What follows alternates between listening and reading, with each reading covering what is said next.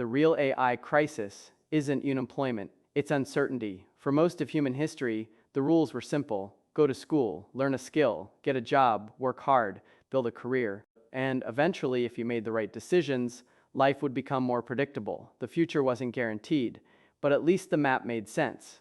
Today, that map is breaking. Every week, another headline appears.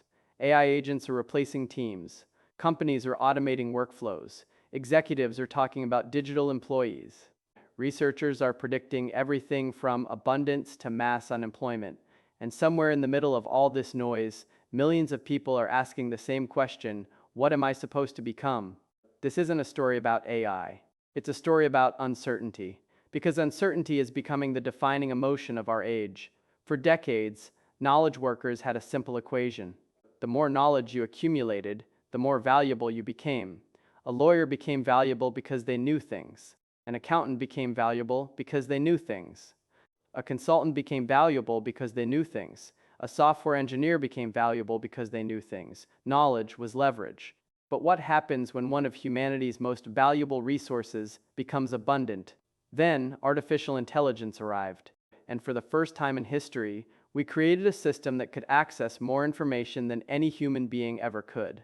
Not only that, it could generate new information, interpret information, summarize information, and increasingly act on information. The conversation quickly became about jobs. Will AI replace programmers? Will AI replace lawyers? Will AI replace accountants? Will AI replace designers?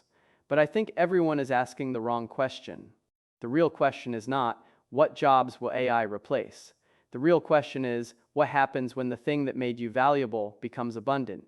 Because when something becomes abundant, it becomes cheaper. When information became abundant, information became cheap. When content became abundant, content became cheap. And now intelligence itself is becoming abundant. Not wisdom, not judgment, not experience, but intelligence. And that's why so many people feel lost. It's not because they are lazy. It's not because they lack ambition. It's because the old rules no longer apply. For the first time in generations, people cannot clearly see the path ahead. Students don't know what to study. Professionals don't know which skills will matter. Companies don't know how many people they will need. Even experts disagree. The truth is that nobody knows exactly how this plays out. And that's precisely the problem. What humans struggle with is ambiguity. We struggle when we don't know where we fit. We struggle when we don't know what matters. We struggle when we don't know which direction is worth pursuing. That is why uncertainty feels so exhausting. It's not the workload, it's the lack of a map. And right now the map is changing faster than anyone can redraw it. Look around. AI agents are beginning to move beyond chatbots. The vision is no longer an assistant that answers questions. The vision is an agent that completes entire workflows, researches, writes, analyzes, coordinates, builds. Today, companies are experimenting with AI employees. Tomorrow, they may experiment with AI departments, entire teams made up of software instead of people. At the same time, robotics is advancing at a pace that few expected.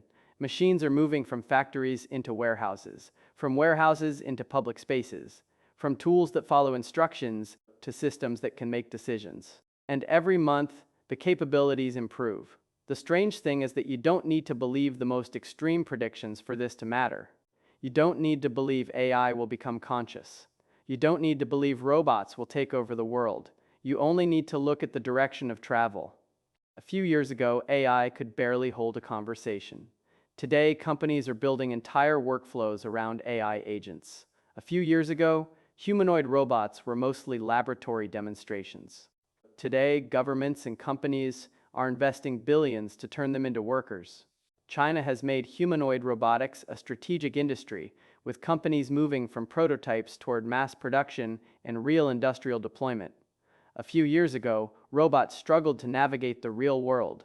Today, some are operating in factories, warehouses, logistics environments, inspections, and public demonstrations at a scale that would have seemed impossible just a short time ago. The question is not whether every prediction comes true. The question is whether the trend continues.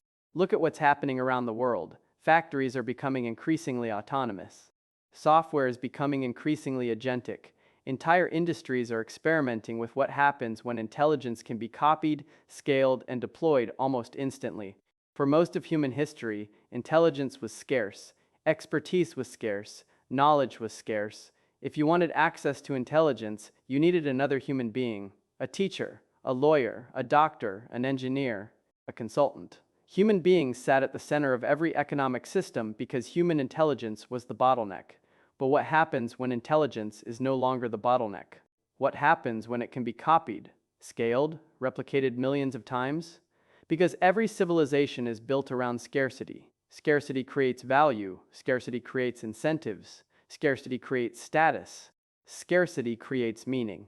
But what happens when one of humanity's most valuable resources becomes abundant? Humans are becoming more irrelevant, eventually becoming a secondary species under AI control.